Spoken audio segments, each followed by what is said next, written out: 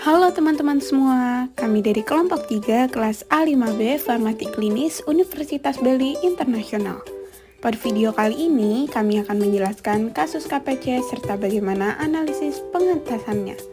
Sebelum mulai video ini, kita kenalan dulu yuk dengan anggota kelompok 3 yang beranggotakan Yogi Ambara dengan NIM 201021033, Agus Swantara dengan NIM 201021037, Kiki Yolanda dengan NIM 201021043, Gangga Nirmala Dewi dengan NIM 201021044, Natalia Nurti Endang dengan NIM 201021053, dan Juli Ulandari dengan NIM 201021062. Sebelum masuk ke kasus, kita cari tahu dulu yuk, apa itu KPC?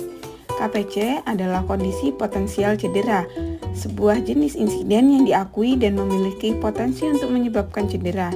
Ini melibatkan situasi atau keadaan tertentu yang jika tidak dikelola dengan baik dapat meningkatkan risiko cedera bagi individu atau kelompok.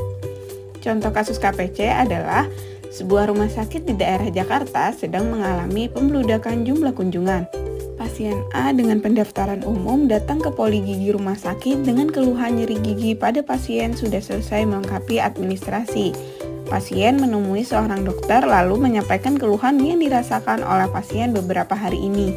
Karena kondisi gigi pasien masih sangat nyeri, sehingga tidak bisa dilakukan tindakan oleh dokter sehingga pasien diberikan resep berupa obat nyeri Mavinter. Pasien A diberi arahan untuk menebus resep di instalasi farmasi rumah sakit tersebut. Seorang apoteker yang dibantu oleh 2 orang tenaga teknis kefarmasian segera menyiapkan obat sesuai yang diresepkan. Dalam kondisi terburu-buru, tenaga teknis kefarmasian salah mendengar ucapan apoteker. Resep yang seharusnya Mavinter malah terdengar Mativer, yaitu obat untuk anemia yang memiliki nama penyebutan yang sangat mirip dan obat terletak bersebelahan. Setelah obat disiapkan oleh tenaga teknis kefarmasian, kemudian sebelum diserahkan kepada apoteker, tenaga teknis kefarmasian sadar jika ternyata setelah dilakukan pengecekan ulang obat yang akan diberikan tidak sesuai, maka kemudian diganti dengan obat yang seharusnya. Kejadian ini kerap terjadi beberapa kali dalam 1 tahun, ketika kunjungan pasien sangat membludak.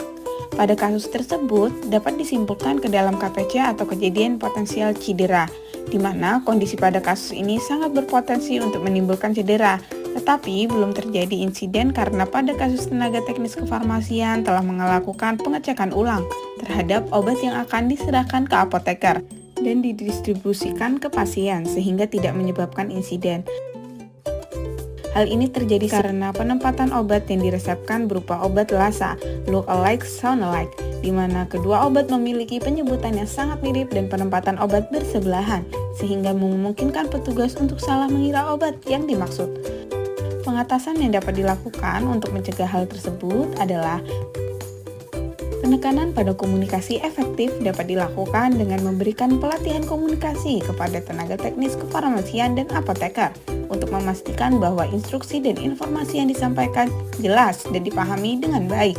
Untuk mengatasi kondisi KPC pada kasus rekomendasi yang didapat, disarankan untuk penempatan obat harus diberi tanda LASA. Obat LASA sebaiknya diletakkan tidak berdekatan satu dengan yang lain, diberi jarak 2 kotak antar LASA setip, untuk mencegah terjadinya potensi kesalahan dan tetap menerapkan double check untuk mencegah kejadian KTD atau lainnya akibat kesalahan pendistribusian obat LASA. Sekian video edukasi terkait KPC yang dapat kami sampaikan, semoga bermanfaat.